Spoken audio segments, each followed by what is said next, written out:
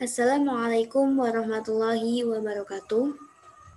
Saya Eva Dwi Restiana dari Prodi Ilmu Al-Quran dan Tafsir kelas 5B, Fakultas Syariah dan Hukum Universitas Sains Al-Quran. Langsung saja, saya akan mempresentasikan mengenai tugas proposal saya guna untuk memenuhi UAS Makul Metodologi Penelitian Al-Quran dan Tafsir.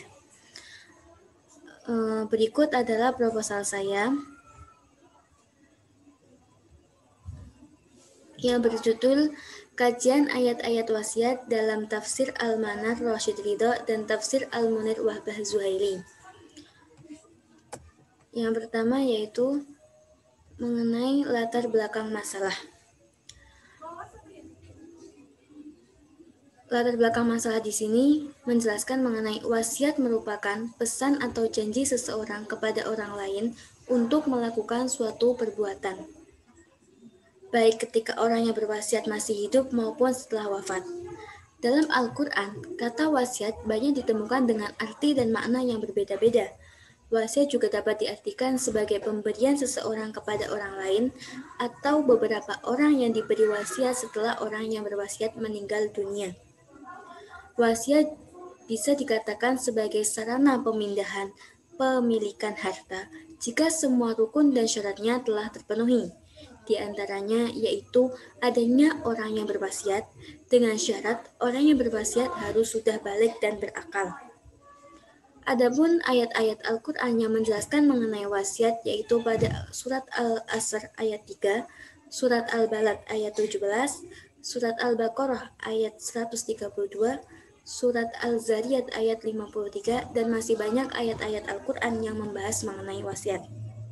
Selanjutnya, saya mengambil salah satu contoh ayat Al-Quran yang menjelaskan mengenai dasar hukum disyariatkannya untuk berwasiat, yaitu pada Quran Surat Al-Baqarah ayat 180, yang berbunyi, Bismillahirrahmanirrahim. Kutiba alaikum idza hadara ahadakumul mautu in taraha khairan lil wasiyatu lil walidaini wal aqrabina bil ma'ruf haqqan 'alal muttaqin. Dari ayat tersebut, dalam tafsir Al-Manar itu menjelaskan bahwa ayat ini berhubungan dengan ayat-ayat sebelumnya, yaitu mengenai hukum qisas. Penjelasan ini ditujukan kepada seluruh manusia agar berwasiat dengan wasiat yang baik, apalagi hal tersebut berhubungan dengan kematian. Sedangkan dalam penafsiran tafsir Al-Munir menjelaskan bahwa bangsa Arab pada masa jahiliyah membuat wasiat untuk orang lain sebagai kebanggaannya. Namun, mereka meninggalkan kerabat mereka dalam kefakiran dan kesusahan. Dari sinilah Islam datang membenarkan sudut pandang mengenai wasiat untuk kedua orang tua dan para kerabat, yaitu sebelum turunnya perintah mengenai warisan. Lanjut, yang kedua yaitu mengenai rumusan masalah. Ada 2 poin yang saya ambil. Yang pertama yaitu mengenai bagaimana penafsiran ayat wasiat dalam tafsir Al-Manar dan Al-Munir, dan yang kedua yaitu apa persamaan dan perbedaan penafsiran tentang penafsiran wasiat dalam kedua tafsir tersebut. Lanjut, mengenai tujuan dan kegunaan penelitian. Yang pertama yaitu tujuan penelitian. Tujuan di sini ada 2 poin juga. Yang pertama yaitu mengungkap penafsiran Rasyid Ridho dan Wahbah Zuhaili mengenai penafsiran tentang ayat wasiat pada Al-Quran. Yang kedua yaitu untuk mengetahui persamaan dan perbedaan penafsiran kedua tokoh tentang wasiat pada Al-Quran. Lanjut, kedua, kegunaan penelitian. Yang pertama yaitu untuk mendapatkan wawasan ilmu pengetahuan terutama dalam kajian bidang tafsir tentang wasiat pada Al-Quran. Yang kedua yaitu mampu memberikan penjelasan dan perbandingan penafsiran dalam tafsir Al-Manar dan Al-Munir mengenai wasiat. Lanjut yaitu mengenai telaah pustaka. Dalam proposal ini, telaah pustaka ini berisikan tentang ringkasan-ringkasan dari beberapa penelitian sebelumnya yang terkait dengan topik yang saya bahas. Ada beberapa hasil penelitian yang menurut saya terkait dengan judul yang saya kaji, yaitu pertama dari skripsinya Ilham Ismail tentang wasiat kepada ahli waris. Yang kedua yaitu skripsi dari Nuril Indah Fitriani tentang analisis kedudukan surat wasiat dalam pembagian harta warisan menurut hukum Islam. Kemudian skripsi dari Muhammad Ahmad tentang wasiat dalam Al-Quran, kajian tafsir tematik. Yang keempat yaitu artikel dari Sidik Tomo tentang wasiat sebagai instrumen perubahan hukum keluarga di Indonesia, dan lain sebagainya. Kemudian yang kelima yaitu mengenai kerangka teori. Secara etimologi, wasiat adalah pesan atau janji seseorang kepada orang lain untuk melakukan suatu perbuatan, baik ketika orang yang berwasiat masih hidup maupun setelah wafat. Sedangkan secara terminologi, wasiat sendiri merupakan penyerahan harta secara sukarela dari seseorang kepada pihak lain yang berlaku setelah orang yang menyerahkan harta tersebut wafat. Baik harta itu berbentuk materi ataupun manfaat. Kemudian pada dasarnya sendiri itu wasiat bersifat tabarruk, yaitu melepaskan sebagian hak miliknya tanpa ada pergantian. Wasiat merupakan perbuatan yang didasarkan atas kemauan hati dalam segala keadaan, sehingga dalam syariat Islam tidak ada wasiat yang wajib dilakukan dengan jalan putusan hakim. Kemudian wasiat itu sendiri merupakan hal yang sangat pribadi dan rahasia, karena secara hukum seseorang dibebaskan untuk membuat atau tidak membuat wasiat. Namun saat ini banyak orang memilih membuat wasiat dengan berbagai tujuan dan manfaat yang berbeda. Di antaranya yaitu untuk menghindari perselisihan di antara ahli waris yang terkait harta warisan tersebut. Kemudian dilanjut yang keenam yaitu mengenai metode penelitian.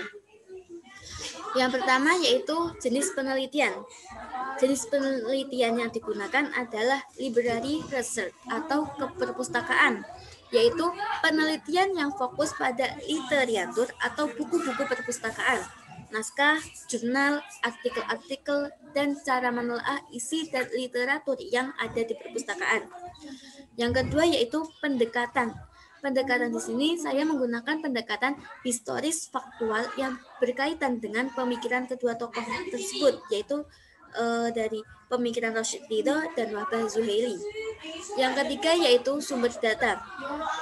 Ada dua sumber data yang digunakan, yaitu pertama sumber primer dan sumber sekunder, di mana sumber primer itu membahas mengenai urgensi wasiat pada Al-Quran, sedangkan sumber sekundernya berupa komentar dan pembicaraan mengenai kitab tersebut, dan berupa jumlah artikel, kamus, skripsi yang berkaitan dengan kajian wasiat.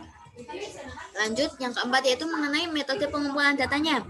Metode pengumpulan data yang digunakan di sini adalah metode dokumentasi dengan mengumpulkan catatan-catatan, buku-buku, jurnal, dan lain-lainnya yang berhubungan dengan permasalahan yang akan dikaji.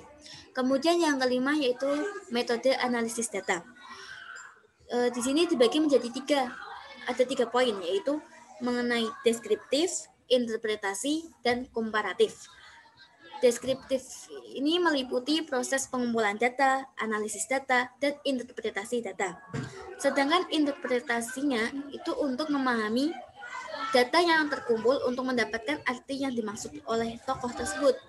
Sedangkan komparatif melakukan perbandingan antara dua kitab tafsir tersebut, yaitu kitab tafsir Al-Manar dan kitab tafsir Al-Munir. Seperti perbandingan pemikiran dua tokoh pengarang tafsir tersebut untuk mengetahui perbedaan dan persamaan pemikiran antara kedua tokoh tersebut. Kemudian yang selanjutnya yaitu mengenai sistematika pembahasan. Dalam proposal ini, penulis menetapkan penulisan menjadi 5 bab. Bab pertama yaitu berupa pendahuluan yang terdiri atas latar belakang, rumusan masalah, tujuan dan kegunaan penelitian, telaah pustaka, kerangka teori, metode dan pendekatan, sistem kajian. Kemudian bab keduanya yaitu dibagi menjadi 3 subbab, yang terdiri dari pengertian wasiat secara umum, kemudian menjelaskan tentang ayat-ayat wasiat, serta manfaat dan fungsi wasiat. Yang ketiga yaitu berisi tentang biografi kedua tokoh sekaligus kedua kitab tafsirnya. Yang bab keempat yaitu tentang kajian penafsiran kedua tokoh mengenai ayat-ayat yang berhubungan dengan kajian wasiat di dalam Al-Quran. Dan pada bab ini juga dijelaskan mengenai persamaan dan perbedaan antara penafsiran kedua tokoh tersebut. Kemudian bab kelimanya yaitu berisikan penutup dan yang berisi kesimpulan dan saran-sarannya. Oke, mungkin itu yang dapat saya sampaikan. Terima kasih. Wassalamualaikum warahmatullahi wabarakatuh.